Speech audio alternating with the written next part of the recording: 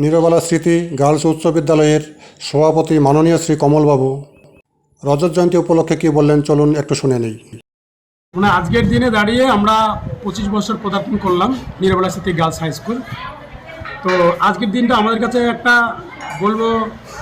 মহান দিন, কারণ আজকের এই দিনে এই স্কুল স্থাপিত হয়েছিল এত এলাকার সুবুদ্ধি সম্পন্ন মানুষের আন্তরিক প্রচেষ্টায়।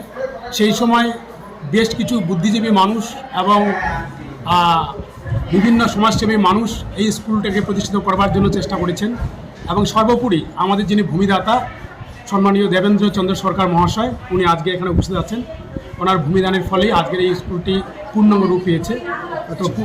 তো 25 বছর পূর্তি উপলক্ষে আজকে হলো প্রথম শোভাযাত্রা, এবং আগামী 23শে সেপ্টেম্বর আমরা যে পূর্ণাঙ্গ যে অনুষ্ঠান 23শে সেপ্টেম্বরে আমরা সকলে মিলে সকলের সর্বাঙ্গীন সহযোগিতায় এই অনুষ্ঠানটা আমরা করব। আচ্ছা কমলবাবু, আপনি জনগণের উদ্দেশ্যে কী বার্তা দিতে চান এই অনুষ্ঠান সম্পর্কে?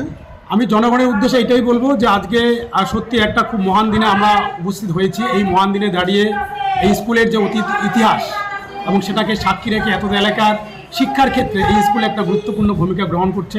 স্বাভাবিক কারণে এত এলাকার মানুষের সর্বাঙ্গীন উপস্থিতি এবং সর্বাঙ্গীন সহযোগিতা আগামী 23শে সেপ্টেম্বর আমি কামনা করি। তো কমলবাবু, এই মূল্যবান সময় দেওয়ার জন্য আপনাকে অনেক অনেক ধন্যবাদ। ভালো থাকবেন, সুস্থ থাকবেন, নমস্কার।